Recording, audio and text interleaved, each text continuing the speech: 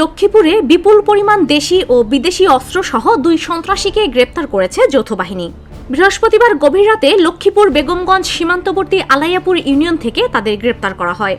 গ্রেপ্তারকৃতরা হলেন চন্দ্রগঞ্জ থানার দেওপাড়া গ্রামের কাজল ইসলাম সুমনের ছেলে মোহাম্মদ ইমরান এবং বেগমগঞ্জ উপজেলার আলাইয়াপুর ইউনিয়নের ভগবতী গ্রামের আনোয়ার হোসেনের ছেলে মোহাম্মদ সজীব। তারা দুজনেই হত্যা ও অস্ত্র মামলা সহ একাধিক মামলার ওয়ারেন্টভুক্ত আসামি।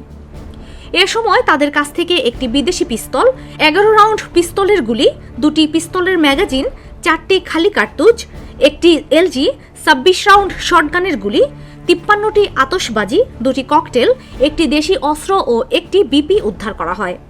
চন্দ্রগঞ্জ থানার দায়িত্বপ্রাপ্ত কমান্ডার ক্যাপ্টেন আরমান হাবিব অপু বলেন, গোপন সংবাদের ভিত্তিতে যৌথ বাহিনী অভিযান চালিয়ে তাদের গ্রেপ্তার করে। জিজ্ঞাসাবাদে তারা জাতীয় সংসদ নির্বাচন বানচালের পরিকল্পনার কথা স্বীকার করেছে। একটি সুন্দর ও শান্তিপূর্ণ নির্বাচন জাতিকে উপহার দিতে এ ধরনের অভিযান অব্যাহত থাকবে।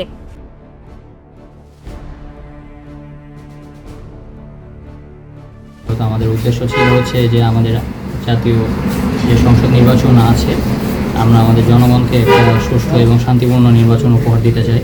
তো সেই লক্ষ্যে আমরা যত প্রকার এসব অবৈধ অস্ত্র এবং গোলাবারুদ যা আছে তার বিরুদ্ধে আমরা এই অভিযানটি পরিচালনা করি এবং আমরা এখানে 2 জন শীর্ষ সন্ত্রাসীকে গ্রেপ্তার করি।